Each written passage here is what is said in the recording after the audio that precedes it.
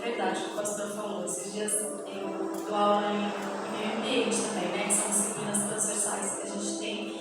E aí eu falei sobre as baterias dos carros e os alunos, eles, nem todos, claro, né? Mas as pessoas são meio imediatistas, né? A gente liga para a concessionária, né? Tipo, deu problema na bateria, onde que a gente vai descartar? A gente liga para a concessionária, mas não é isso, né, gente? A gente está falando de um planeta de muitas mesmo, de muitas baterias. É muito grave, muito séria essa história mesmo. Mas vamos então aqui para a palavra da campanha que o pastor, né, sobre Filipenses 3,13. Em cima dessa palavra, a palavra que Deus me deu.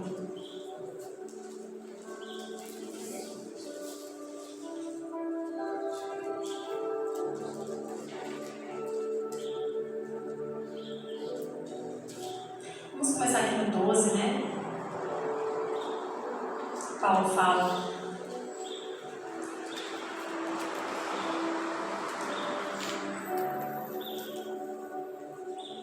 não que eu tenha já recebido ou tenha já obtido a perfeição, a humildade de Paulo, né? Mas prossigo para conquistar aquilo para o que também fui conquistador por Cristo Jesus.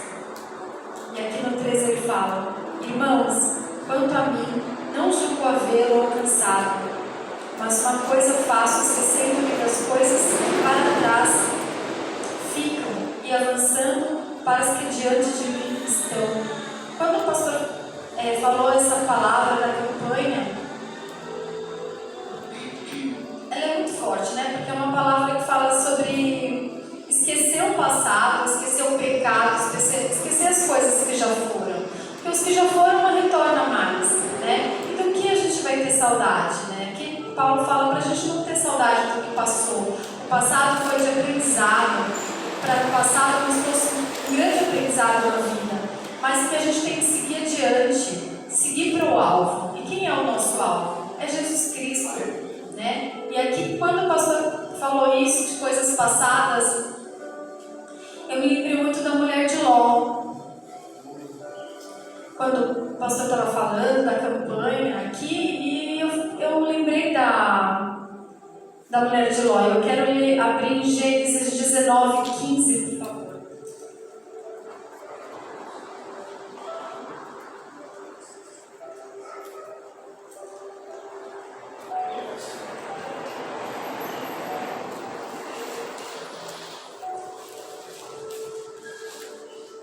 Vamos começar aqui no 15, para a gente entender um pouquinho sobre os anjos que o Senhor enviou, né, na terra de Sodoma e Gomorra.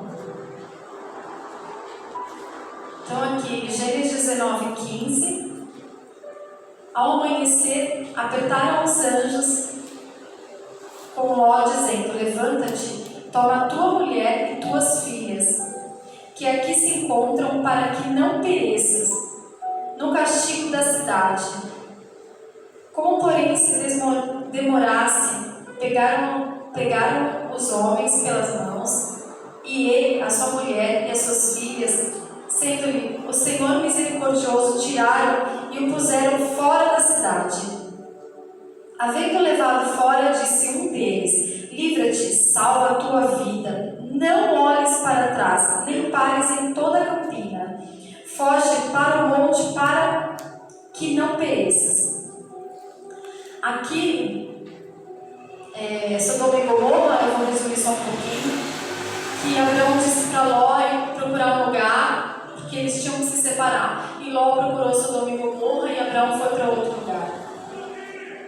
Então ali, Ló foi com a sua família para Sodoma e Gomorra. E segundo alguns estudiosos, falando que Ló, ele era uma pessoa muito rica e ele ali prosperou também sem Abraão. Ele tinha a bênção de Abraão, que era o tio dele. E ali ele ficava na entrada da própria cidade. Na entrada da cidade ficavam os juízes e só as pessoas de elite na época. Quando a gente vê em outras passagens também acontece isso. Então na entrada ficava Ló, junto com essas pessoas de elite, provando que Ló era muito bem sucedido, ele era rico na época naquela região. né? Ele conseguiu muitas bênçãos através do tio dele, das orações que o tio dele tinha, e ele tinha essa riqueza. E a mulher de Ló era muito rica também, porque era a esposa dele. E ali ela tinha um amor muito grande na parte material, né? A riqueza dela. A gente viu isso até na novela que passa, né? Na Record a gente vê uma parte que fala das riquezas, que ela era muito presa a isso, né? As riquezas que ela tinha, ao passado, ao pecado. E ali aquela cidade de Sodoma e Gomorra tinham coisas muito ruins, muito pecaminosas, né? E a Bíblia relata isso. E ela, quando ela foi embora, ela teve esse amor, né? Nas bênçãos, nas riquezas que tinha ali, na prostituição. Então, tudo que os filhos dela, na verdade, acreditavam ser bom, porque eles cresceram ali, né? O ambiente, gente, é muito grave quando a gente fala assim. A gente tem que mudar de determinados ambientes para a gente ser abençoado. O ambiente nos influencia muito, muito, né? Onde você está? O ambiente te influencia muito. Se você estiver no seu trabalho com pessoas bacanas, que são ali estruturadas na empresa, eles vão te influenciar no bem. Mas se você estiver ali do lado errado, de um lado na empresa, é um exemplo, né? De um lado na empresa, que as pessoas não estimulam, você vai ser contaminado com aquele ambiente. É natural, né? Os jovens de hoje, eles são contaminados pelo ambiente que eles estão, na escola, na rua, na faculdade, em escolas primárias. É muito influenciado, a gente tem que tomar cuidado com isso. Você acaba sendo influenciado por aquele ambiente, por isso que tem determinados jovens que hoje fazem o que fazem, porque virou moda, né? Virou modinha. Então a gente tem que tomar cuidado com os jovens, em geral, né? Mais com a gente também. Porque a gente também, nós não somos tão jovens, mas nós também somos influenciados por aquele ambiente. E é o que aconteceu com a mulher de Ló, né? A mulher de Ló, ela foi influenciada por aquele ambiente, as filhas dela foram influenciadas por aquele ambiente pecaminoso, tanto é que quando tudo aconteceu e Ló foi para outro lugar e elas mesmo acharam que não tinha mais gente no planeta, e aí elas, para aquela descendência, né, do pai dela, e elas se deitaram com o pai, e aquilo para elas era já normal, porque elas foram influenciadas pelo ambiente. E quando ela foi, a mulher de Ló, ela olhou muito para trás. Ela não queria deixar tudo aquilo. E eu sigo alguns estudiosos e um arqueólogo, ele é evangélico, eu não tenho certeza, ele é adventista, é isso mesmo, ele é adventista do sétimo. Ele tem doutorado, ele fala muito sobre a palavra, eu gosto de ouvir, eu sigo ele. E ele disse que alguns estudiosos dizem que a pesquisa que ele fez sobre isso, sobre esse relato de Deus destruindo ali Sodoma e Gomorra, de onde eles acreditam que hoje seja essa cidade, eles têm um relato que Deus jogou enxofre, né? A palavra diz, mas que foi um meteoro que Deus jogou e que ele explodiu em cima, e esse fogo veio do céu. Isso é um estudo que ele aprofundou. Ele quis fazer estudo, mas não de pessoas evangélicas. Ele pegou artigos científicos de cientistas, assim como o pastor falou agora dos cientistas. E ele não quis fazer estudos de pessoas evangélicas seguindo a Bíblia. Não, ele fez esse estudo do meteoro, da destruição de Sodoma e Gomorra, de pessoas cientistas, mas que não tinham nada a ver com uma vida cristã. E diz que foi um meteoro que queimou de cima, e na casa dele ele tem uma pedra. Ele mostrou essa pedra. E essa pedra, ela não é queimada de baixo. Não é um fogo que vem, que queima e que sobe. Não. O fogo, ele derreteu, o enxofre, ele derreteu a parte de cima e foi caindo na terra. E ele tem essa terra e ele mostrou. Então, essa pedra, a pedra ela é queimada só na parte de cima e nada foi na parte de baixo da terra. Então, foi isso que aconteceu com o corpo das pessoas que ficaram na cidade. Isso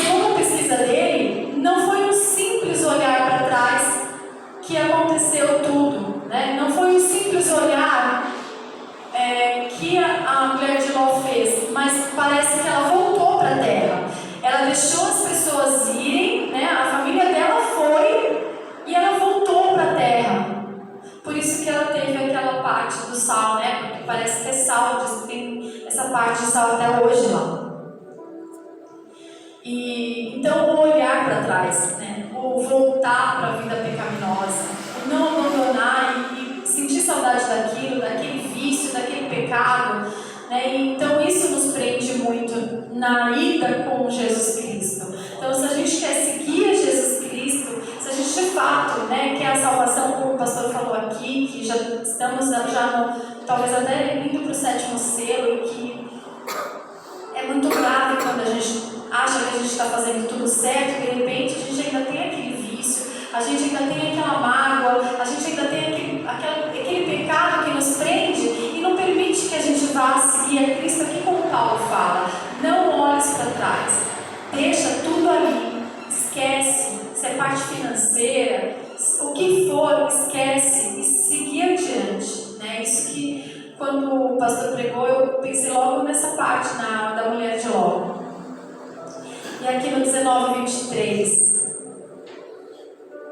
que fala que a destruição de Sodoma e Gomorra. Então saía o sol sobre a terra quando Ló entrou em Zoar. Então fez o Senhor chover enxofre e fogo da parte do Senhor sobre Sodoma e Gomorra. E subverteu aquelas cidades e toda a campina e todos os moradores da cidade e o que nascia da terra. E a mulher de Ló olhou para trás e converteu em uma estátua de sal. Tendo levantado, aqui eu gostaria de seguir aqui, porque não é só o fato dela ter olhado para trás, né? Como eu disse aqui, é o fato dela ter voltado e o coração dela está voltado para o pecado, para aquilo que ela achou que perdeu, né? Porque ela achou que perdeu, né? Eu perdi, eu não quero perder isso, eu quero minhas coisas de volta. Mas aqui já a gente vê aqui no 27 que não é o fato de olhar para trás, porque a gente tem inclusive que olhar para trás para ver o que a gente já fez de errado e não repetir, para a gente aprender com os nossos erros e não repetir. Isso é importante na nossa vida. Não é só o fato de não olhar para trás, a gente tem que se lembrar e falar aquilo eu não quero para mim de novo. E aqui no 27 está dizendo assim: tendo se levantado Abraão de madrugada, foi para o lugar onde estivera na presença do Senhor, e olhou para Sodoma e Gomorra, e para toda a terra da campina, e viu que da terra subia fumaça como fumarada de uma fornalha. Então Abraão também olhou. Ele também olhou para a cidade que estava pegando fogo. Mas para Abraão não aconteceu nada, porque ele não olhou para aquilo como volta do pecado. Abraão não estava no pecado. Abraão, ele estava com Jesus, ele estava com Deus na época, né? Ele estava com Deus, então ele não é o fato da gente olhar para trás, para a gente olhar para aquilo que a gente já errou e não fazer de novo, né? Para a gente olhar para o que já aconteceu e não queremos repetir, não queremos aquilo para a nossa vida novamente. Aqui Abraão nos mostra isso, mas a mulher de Ló não. De fato, ela queria tudo aquilo para ela. Ela queria aquelas joias, ela queria aquela vida de festas pecaminosas, e um ficando com o outro, porque era aquela época de Sodoma e Gomorra, tinha muito disso. Então tem essa parte, né, que Deus quer nos informar hoje, nos ensinar a cada um de nós, para a gente olhar para trás, pegar essa experiência do que a gente já viveu, se o que foi o que a gente errou, então que a gente não faça novamente, que a gente siga outro caminho, que é Jesus Cristo, para seguir para Ele.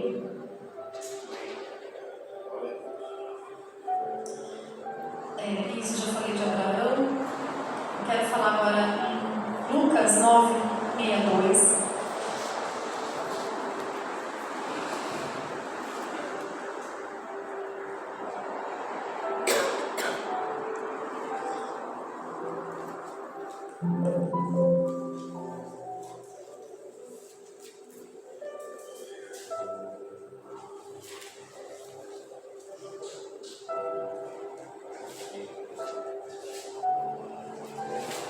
Aqui Jesus estava falando algumas parábolas, né, para as pessoas que iam segui-los, né? Então ele falou aqui sobre as pessoas, siga a mim. Alguns falavam, eu não posso agora porque eu tenho que Mas eu só quero falar aqui no 62, que ele fala assim, eu vou para o 61 para ficar um pouco mais claro. Outro lhe disse, seguir-te-ei, Senhor, mas deixe-me primeiro despedir-me dos de casa. E aqui no 62 diz assim, mas Jesus lhe replicou, ninguém que tendo posto a mão no arado olha para trás e é apto para o reino de Deus. Então aqui a gente aprende que ninguém colocando ali já a parte de Jesus, né, trabalhando para ele, que olhe para trás, que a gente siga o alvo como Paulo falou ali, porque senão a gente não vai estar apto para o reino de Deus. Se a gente acabar desviando ou ficar vivendo uma vida que a gente não seria viável para a gente, então a gente não pode partir para esse pressuposto de olhar para trás e seguir isso. Aqui a mão no arado, ela diz que quando a gente faz a parte do trabalho do Senhor, nem sempre é fácil, né? Porque às vezes é cansativo. A vida de oração não é uma vida fácil. Vem uma pessoa e te traz um problema e você começa a orar e interceder por essa pessoa, é o nosso trabalho, mas não é que é fácil, porque aquela parte pesada também fica pra gente. Né? Parece que não, é só uma oração, não, fica pra gente, né? A vida dos pastores em oração por nós, a vida dos intercessores, a vida de um intercessor não é fácil, né? Porque você acaba pegando aquele meio que problema para você e você começa a interceder, e aquilo também não é fácil. Então aqui diz, ninguém que olha para trás e põe a mão no arado é apto para o reino de Deus. Então, se a gente quiser o reino do Senhor, se a gente quiser viver com Ele, morrer e viver com Ele eternamente, a gente tem que saber que não é muito fácil e que a gente tem essa vida mesmo. Nós, como os cristãos, todos nós, eu falo todos nós, somos intercessores. Não é um ou outro. Todos nós temos obrigação de orar pelo outro, de se impor ali como uma forma de auxiliar o outro, porque assim, dessa forma, o Senhor vai nos ouvir, para que abençoe o outro e abençoe a gente também dessa forma. Né? E aqui, o significado espiritual disso é realmente a mão no arado, é colocar a mão no que você pode fazer na vida espiritual de alguém, né? E que a gente não olhe para trás perante isso, que a gente siga ao alvo que é Jesus Cristo, aqui como Paulo fala, né? Que a gente tem sim que colocar a mão no arado, que a gente não pode estar só achando que a gente vem na igreja e que a gente tem uma vida de brincadeira com Deus, né? Vida de crente não é assim. A gente sempre está em constante oração por alguém, né? Sempre tem alguém ali no WhatsApp falando, olha, eu estou passando por isso. E às vezes a pessoa nem sabe que você ora, às vezes a pessoa nem sabe, mas você pergunta, se permitir, eu oro por você, né? Por conta das dificuldades da outra pessoa. E o Senhor nos escuta, né? Essa é a nossa vida com Deus. É isso que o Senhor nos ensina a cada dia, que a gente tem uma vida de oração, uma vida constante com Ele, né?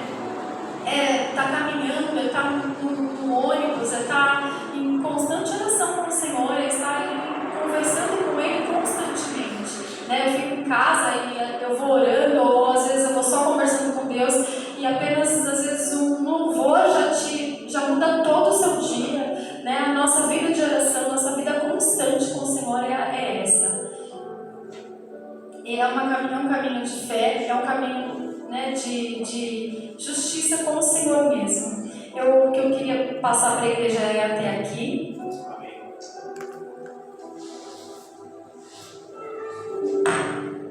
Esse foi o estudo, eu sigo muito quem tiver interesse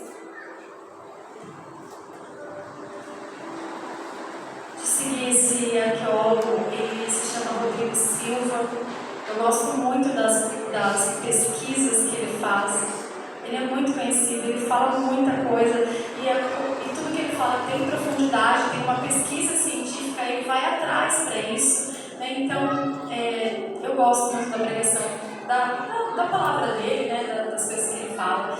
A minha oração, então, hoje de manhã eu gostaria que todos orassem, né, em relação a isso, pastor permitir, referente a isso, para que a gente não se prenda ao passado, para que a gente não volte ao passado, somente aprenda com ele,